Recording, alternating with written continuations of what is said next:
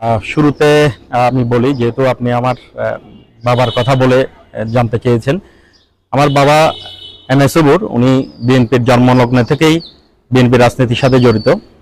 উনি মহানগর বিএনপির সাবেক ভারপ্রাপ্ত সাধারণ সম্পাদক ছিলেন, মহানগর বিএনপির সহসভাপতি ছিলেন, সিডিএ বোর্ড অফ ডিরেক্টরের মেম্বার ছিলেন। উনি চট্টগ্রাম আবাহনীর প্রতিষ্ঠাতা সহ-সাংগঠনিক সম্পাদক ছিলেন। উনি কোতোয়ালি থানা বিএনপির প্রেসিডেন্ট হিসেবে কাজ করেছেন। তো আসলে আমরা রাজনৈতিক পরিবারেরই সন্তান। বর্তমানে যে সাবেক মহানগর বিএনপির সদস্য হচ্ছে বাবুল হাশেম বক্কর আমার আপন খালু। তো সেই দিক থেকে রাজনীতির সাথে আমি অনেক আগে থেকে জড়িত। রাজনীতির সাথে যেহেতু জড়িত, রাজনীতির মূল উদ্দেশ্যটাই হচ্ছে সেবা দেওয়া। সেদিক থেকে আমাদের এটা অনেক আগে থেকে আমি এই সমাজ সেবা সংক্রান্ত কাজে জড়িত।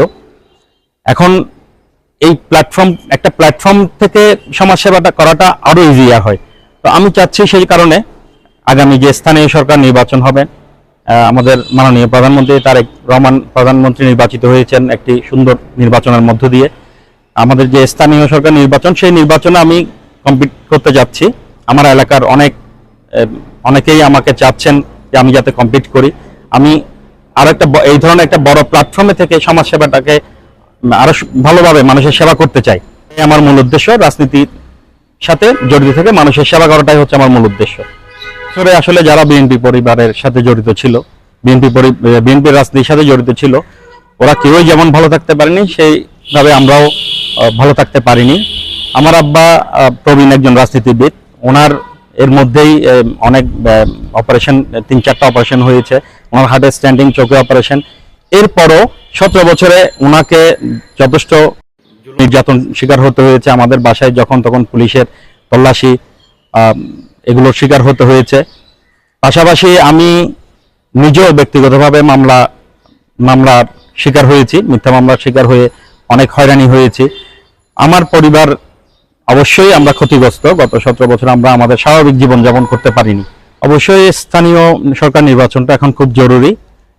যদিও প্রশাসক দিয়ে সিটি কর্পোরেশন প্রশাসকরা বিভিন্ন ওয়ার্ডে দায়িত্ব পালন করছেন, দেখা যাচ্ছে একজন সচিব কয়েকটা একাধিক ওয়ার্ডের দায়িত্ব পালন করছেন, যার কারণে স্বাভাবিকভাবে ওনারা ওনাদের যে দায়িত্বগুলো সঠিকভাবে পালন করতে হিমশিম খাচ্ছেন। প্রত্যেকটি ওয়ার্ডের নাগরিকরা ঠিকভাবে সেবা পাচ্ছেন না। তো আমি মনে করি এইসব কারণে অতি দ্রুতই সিটি কর্পোরেশন নির্বাচনটা হওয়া উচিত এবং প্রত্যেকটা ওয়ার্ডে যখন কমিশনার আসবে, আমাদের প্রধানমন্ত্রী তারেক রহমানের ওনার হাতকে ওনারা আরো শক্তিশালী করতে পারবেন এই উন্নয়ন কার্যক্রমের মধ্য দিয়ে। তো উন্নয়ন কার্যক্রমগুলো চলমান রাখার জন্য সিটি কর্পোরেশন নির্বাচনটা দ্রুততম সময়ে হওয়া উচিত বলে আমি মনে করি।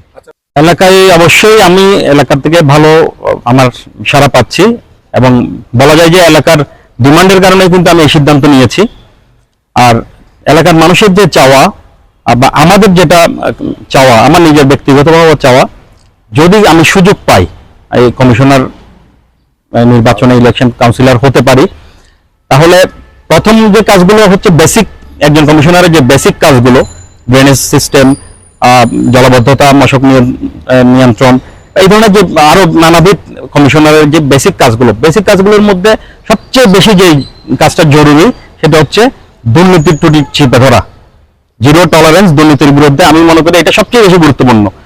যেমন আমি আপনাকে জাস্ট একটু শেয়ার করতে পারি, সিটি কর্পোরেশনে প্রত্যেক বছরই কিন্তু জলাবদ্ধতা নিরসনের জন্য কোটি কোটি টাকার বাজেট হয়, কাজ হয়। কিন্তু আমরা জানি, অপ্রিয় হলো সত্য কথা, এই কাজগুলোর মধ্যে প্রচুর দুর্নীতি হয়। বললাম, আমার ওয়ার্ডেরই একটি খাল, এটা পরিষ্কার করার জন্য, বালি উত্তোলনের জন্য 1,22,00,000 টাকার প্রজেক্ট আসছিল। এটা আরো পূর্বে দেখা হয়েছে, ওটাতে 4,000 ট্রাক বালি উত্তোলন করার কথা, কিন্তু ওখানে শুধুমাত্র 4 ট্রাক বালি উত্তোলন করে কিছু ভিডিও ফুটেজ, ফটো তুলে কমিশনার সিগনেচার করে দিয়েছেন।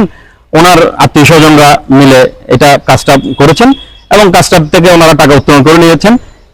আলটিমেটলি লসটা দেশের, সমাজের এবং সাফারার হচ্ছে আলটিমেটলি আমাদের আপামর জনসাধারণ। এই ধরনের প্রত্যেকটা কাজে দুর্নীতি হয়। এই যে মশক নিয়ন্ত্রণ, প্রতি বছর দেখা যায় ডেঙ্গুতে আক্রান্ত হয়ে বিপুল পরিমাণ মানুষ মারা যায়, প্রতি বছর অনেক মানুষ মারা যাচ্ছে এবং চিকিৎসা নিতে গিয়ে অনেক টাকা পয়সা খরচ হচ্ছে। কিন্তু এই নিয়ন্ত্রণ করাটা কিন্তু খুবই আমার মধ্যে খুবই সহজ। যে মশক নিয়ন্ত্রণের জন্য সিটি কর্পোরেশন থেকে যে ওষুধগুলো দেওয়া হয়, এই ওষুধগুলো পর্যন্ত ঠিকভাবে আমরা দেখেছি ছিটানো হয় না। ওখানে 10% ওষুধ থাকলে 90% পানি মিক্সড করে ওয়ার্ডে ওয়ার্ডে দেওয়া হয়। এই যে এখানে যে কারাপশনটা হয়, এই কারাপশনটাকে স্টপ করাটাই আমার মনে হচ্ছে সবচেয়ে বেশি জরুরি। আমি যদি সুযোগ পাই ইনশাল্লাহ আমি সবচেয়ে যেটা করব, বেসিক কাজের পাশাপাশি দুর্নীতির বিরুদ্ধে জিরো টলারেন্স নীতি থাকবে। দুর্নীতির ত্রুটি চেপে ধরাটাই হবে আমার মূল উদ্দেশ্য। পাশাপাশি এই বেসিক কাজগুলোর পাশাপাশি আমি আপনাদের মাধ্যমে বলতে চাই, বর্তমান বাংলাদেশ সে যুব সমাজ ধ্বংস হওয়ার পিছনে দুটি কারণ সবচেয়ে বেশি জড়িত। সেটা একটা হচ্ছে ড্রাগ এডিকশন, একটা হচ্ছে স্ক্রিন এডিকশন। এই দুটি কারণ আমি চাইলে একজন কমিশনার চাইলে ধরলো, মানলো, বাঁধলো, এভাবে করে কখনো আসলে এলাকার যুব সমাজকে মাদক থেকে ফিরে আনা যাবে না। দিতে হবে ওদেরকে সুস্থ বিনোদনের সুযোগ দিতে হবে। সেটার জন্য দরকার এলাকায় মাঠ। অপ্রিয় হলে সত্যি কথা, আমাদের গত 20 বছরে এলাকায় আমাদের কোনো মাঠ কিন্তু আমরা করতে পারিনি। সিটি কর্পোরেশনের কিন্তু একটা মাঝখানে আমরা শুনতে পেয়েছিলাম যে একটা প্রজেক্ট ছিল প্রতি ওয়ার্ডে একটা অন্তত মাঠ থাকবে। কাজগুলোর পাশাপাশি এলাকায় অন্তত 2টা টার্ফ মাঠ আমি মনে করি করাটা খুব জরুরি। আমার একান্ত ইচ্ছা, আমি যদি সুযোগ পাই ইনশাল্লাহ আমি এই পাতাকাটা ওয়ার্ডে 2টা টার্ফ মাঠ করতে চাই, যেখানে খুব নমিনাল ফি দিয়ে এলাকার যুব সমাজ খেলাধুলা করতে পারবে। এইভাবেই এলাকার যুব সমাজ যদি খেলাধুলার দিকে ফিরে আসে, তখন তারা ড্রাগ এডিকশন এবং স্ক্রিন এডিকশন থেকে মুক্তি পাবে বলে আমি আশাবাদ করি। আমি এই এলাকারই সন্তান।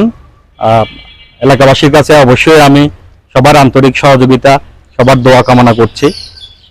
সবার আন্তরিক সহযোগিতা এবং দোয়ায় যদি আমি নির্বাচিত হই, এলাকাবাসীর কাছে আমি একজন সমাজসেবক হয়ে, আপনাদের সন্তান হয়ে আপনাদের পাশে দাঁড়াতে চাই। কমিশনার হয়ে না, আপনাদের কারো ভাই কারো সন্তান হয়ে আপনাদের পাশে থাকতে চাই। আমি এলাকার জন্য সেবা দিয়ে আমি এলাকার মানুষের উন্নয়ন করতে চাই, এলাকার সার্বিক পরিস্থিতির উন্নয়ন করতে চাই। সেই জন্য আমি এলাকার প্রত্যেকের কাছে দোয়া প্রার্থী এবং আপনাদের সমর্থন কামনা করছি।